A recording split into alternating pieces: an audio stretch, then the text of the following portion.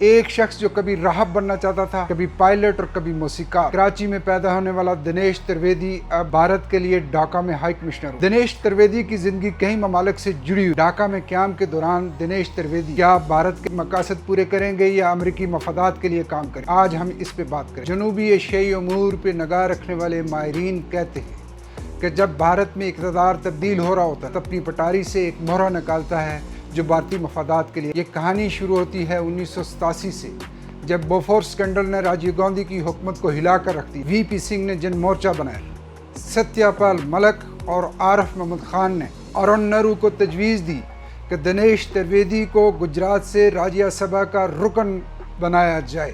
سوال ہوا وہ تو کلکتہ سے ہیں، انہیں بتایا گیا کہ وہ بنیادی طور پر گجرات سے ہیں۔ چنانچہ 1990 میں دنیش ترویدی نے اقتدار کی پہلی سیڑھی عبور۔ دنیش ترویدی کا سیاسی نظریہ اس کہاوت کا عکاس ہے کہ جہاں کھانا ملے وہیں رات گزار۔ دنیش ترویدی پہلے کانگریس میں رہے، پھر جن مورچہ میں، پھر ترنمول کانگریس میں اور پھر بی جے پی۔ اس ساری سٹرگل کے پیچھے مشترکہ دھاگا شکاگو اسکول تھا، جہاں سے دنیش ترویدی سفارتی حلقے کہتے ہیں کہ دنیش ترویدی امریکہ کی اس وسیع حکمت عملی کا حصہ ہیں جو بنگلہ دیش کے لیے تیار کی گئی۔ چنانچہ یہ سوال اہم ہو جاتا ہے کہ ترویدی ڈھاکہ میں بھارتی مفادات کے لیے کام کریں گے یا امریکی حکمت عملی پہ اپنا کام جاری رکھیں۔ ترویدی ڈھاکہ میں مسٹر ورما کی جگہ لیں گے جو تجربہ کار سفارتکار ہیں، لیکن ترویدی ایک ایسے شخص ہیں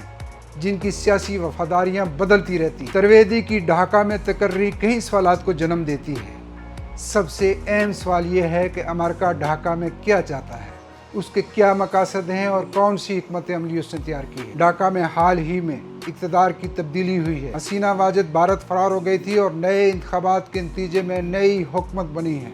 اب امریکہ بنگلہ دیش میں کیا مقاصد چاہتا ہے، اور ترویدی جو قیام پاکستان کے بعد بھارت چلے گئے، اب ان کی عمر 75 سال کے قریب ہے۔ ارون نہرو نے انہیں راجیہ سبھا بھیج کر جو ان کا سیاسی سفر شروع کیا تھا، اب وہ ڈھاکہ تک پہنچ گیا ہے۔ جب مہرے بڑے کھلاڑیوں کے اشاروں پہ ناچتے ہیں تو بعض اوقات نقشے بدل جاتے ہیں اور کہیں جگہوں پہ اقتدار کی بازی پلٹ جاتی ہے۔ اب دیکھتے ہیں کہ بنگلہ دیش کے لیے کیا ماڈل ہے۔ ہمارے ساتھ رہنے کا شکریہ۔ سبسکرائب کیجئے، لائک کیجئے اور شیئر کیجئے گا۔